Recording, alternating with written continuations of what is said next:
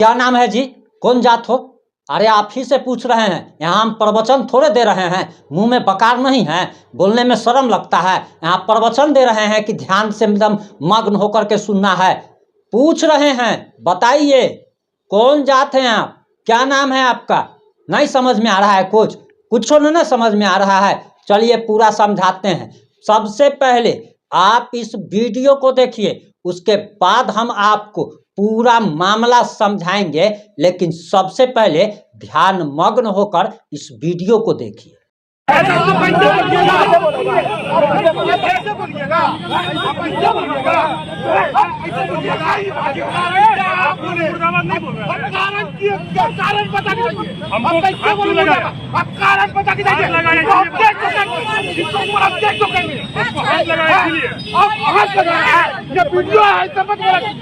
मत बोलिए ऐसे, आप कारण बता के जाइएगा, इतना डाल लीजिएगा, समझे? बताइए, झूठ मूठ के बोला जा रहा है पप्पू दादा मुर्दाबाद। कारण पूछ रहे नहीं बता रहा है।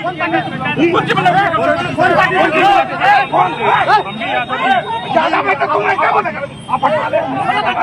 ज्यादा में अरे भाई कहे मानो नहीं बोलेंगे भाई।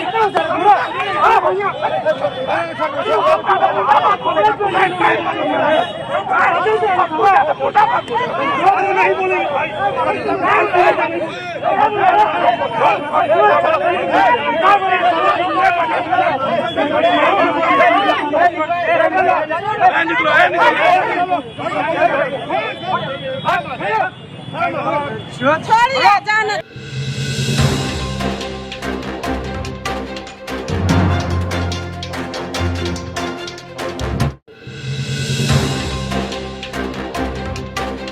नमस्कार, मैं प्रिंस कुमार सिंह और आप देख रहे हैं पॉजिटिव इंडिया। अगर अभी तक आपने चैनल को अगर सब्सक्राइब नहीं किया है, जो कि फोकट में होता है, किसी प्रकार का कोई पैसा नहीं लगता है, और अगर आप सब्सक्राइब करते हैं तो हो सकता है कि आपको लॉटरी लग जाए, आपको कहीं पे गिरा हुआ 500 रुपया का नोटों की गड्डी मिल जाए। इसलिए तुरंत सब्सक्राइब कर लेना है और अपने भाग्य को आजमा लेना है। चलिए अब वापस आते हैं अपनी खबर पर। दरअसल आपको बताते चले कि आज जो हम बात जो कहने वाले हैं उसको एकदम ध्यान से सुनना है और गहराई से सोचना है। सबसे पहले आपको बताते चले कि इस धरती पर दो व्यक्ति को, यानी कि एक जाति और एक धर्म के व्यक्ति को अक्सर लोग टारगेट करते हैं। कौन जात हो जी? तो जादव हो।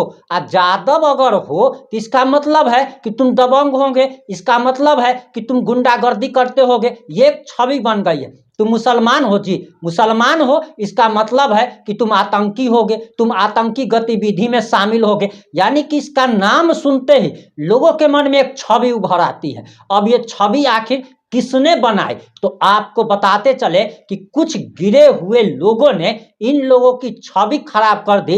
लेकिन उन बुद्धिजीवियों पर भी तरस आता है जो कि पढ़े लिखे लोग हैं, लेकिन सामने आकर के इसके खिलाफ खड़ा नहीं होते। अब आपको पूरा मामला समझाते हैं। अभी आपने शुरुआत में जो वीडियो देखी, उस वीडियो को 12 तारीख को शूट किया गया है।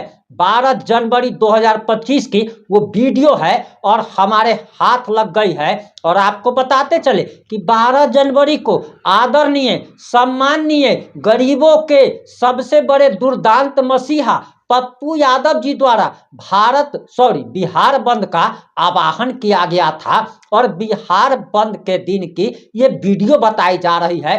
पप्पू यादव के समर्थक नहीं, बल्कि इनको अंधभक्त भी नहीं, बल्कि इनको चमचा भी नहीं, बल्कि इनको आप इससे ऊंची पदवी दे सकते हैं, बेलचा कह सकते हैं। पप्पू यादव जी के बेलचे लोगों ने इस व्यक्ति को पकड़ लिया। ये व्यक्ति अपने ड्यूटी करने को जा रहा था और इससे नाम पूछा जाता है। और नाम जब पूछा जाता है और जैसे ही ये व्यक्ति बताता है कि मैं भी यादव जाति से हूं, और यादव नाम सुनते ही हवा समझे हो का, उसको लोग पीटने लगते हैं, बुरी तरीके से कुत्ते की तरह, जानवर की तरह मारते हैं। पप्पू यादव जी से सवाल है कि आप अक्सर यादवों को लेकर राजनीति करते हैं, थोड़ा भी आपको आदरणीय सांसद महोदय, क्या आपको शर्म नहीं आती है? और सबसे पहले तो हम लोगों से कहेंगे कि इस वीडियो को इतना ज्यादा शेयर कीजिए कि हमारे पूर्णिया के आदरणीय सांसद महोदय तक यह वीडियो पहुंचे। पप्पू यादव जी, मैं आपके सामने एक तिनके के समान हूं।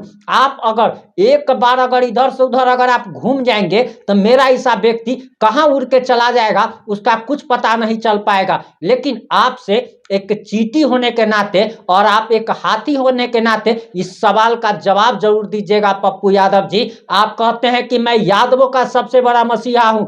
लालू यादव के बाद अगर कोई गरीबों का मसीहा, यादवों का मसीहा कोई हुआ है तो उसका नाम पप्पू यादव है। तो पप्पू यादव जी, आप जरा जवाब दीजिए कि जब हमारे जैसे तिनके जैसे व्यक्ति के पास ये वीडियो पहुंच सकता है तो क्या आपके पास ये वीडियो नहीं पहुंचा होगा? आपने अपने बेलचों को कुछ डांटा क्या, फटकारा क्या, उनको उसी तरीके से बुरी तरीके से मारा क्या? उसके साथ आपने सवाल किया क्या कि क्या कोई व्यक्ति यादव होने से गुनहगार हो जाता है? और यादव अगर है तो क्या बिहार बंद के दिन सड़क पर नहीं चल सकता है? बिहार बंद आप लोग जनता की भलाई के लिए आप करवाने गए थे। आप याद रखना चाहिए आपको कि बीपीएससी छात्रों की लड़ाई के लिए आप गए थे।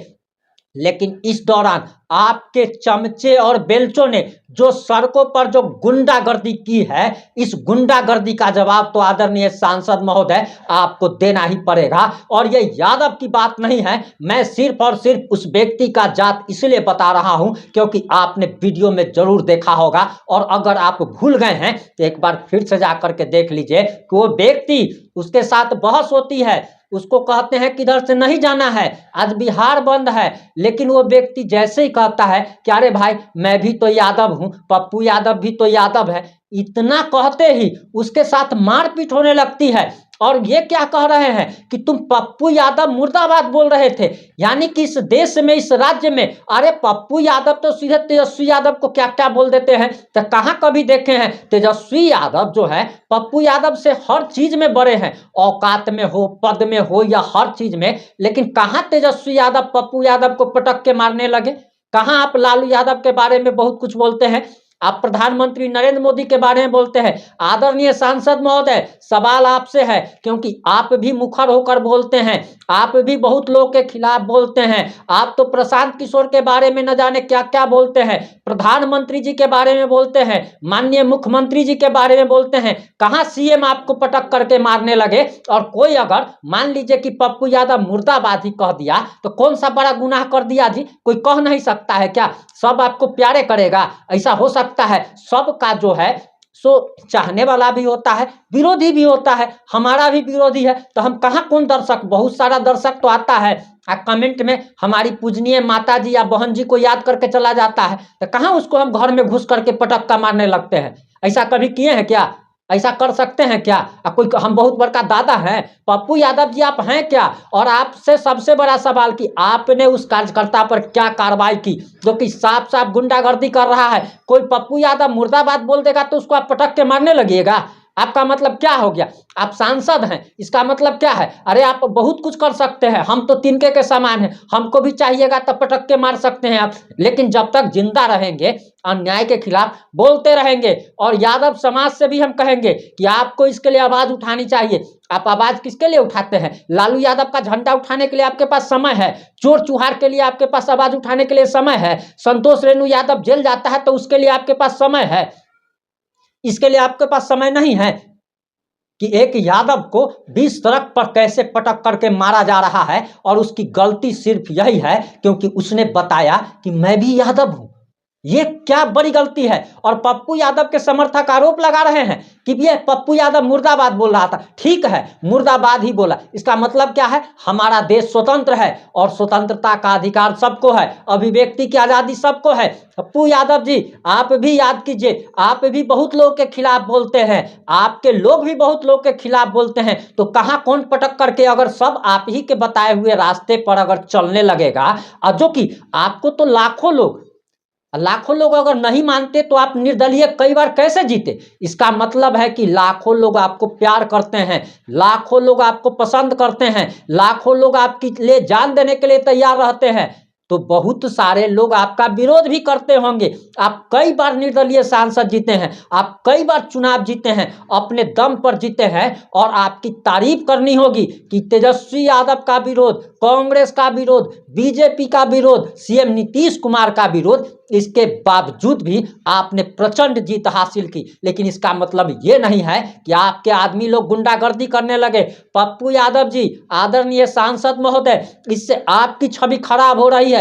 आपको तत्काल प्रभाव से अगर आप इस वीडियो को देख पा रहे हैं तो आपसे हाथ जोड़कर ये प्रिंस गुजारिश करता है कि आप इस कार्यकर्ता पर कार्रवाई कीजिए, इसको जेल की सलाखों के पीछे भेजिए, इसको नाक रगड़वा करके इससे थूक चटवाइए कि आखिर इसकी हिम्मत कैसे हो गई कि किसी व्यक्ति को सरेआम ऐसे पीट दे। आदरणीय सांसद महोदय जी, हम आप पर काफी उम्मीद है, आशा है कि आप इस कार्यकर्ता पर कोई न कोई कार्रवाई आप जरूर करेंगे। जो जनता नहीं जानती है उनको बताते चले कि 12 जनवरी 2025 की ये कटिहार की वीडियो है और कटिहार की जो वीडियो है इसे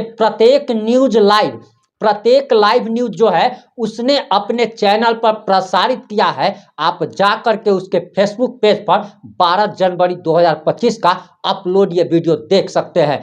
आदरणीय सांसद महोदय जी, एक बार फिर से आपसे रिक्वेस्ट है कि आप अपने इस गुंडा कार्यकर्ता पर सख्त से सख्त कार्रवाई करें ताकि हमारे जैसे लोगों के मन में जो आपके प्रति एक भरोसा है वो भरोसा कायम रह सके और भरोसा और ज्यादा मजबूत हो सके। जुड़े रहे हमारे साथ। जय हिंद, जय भारत।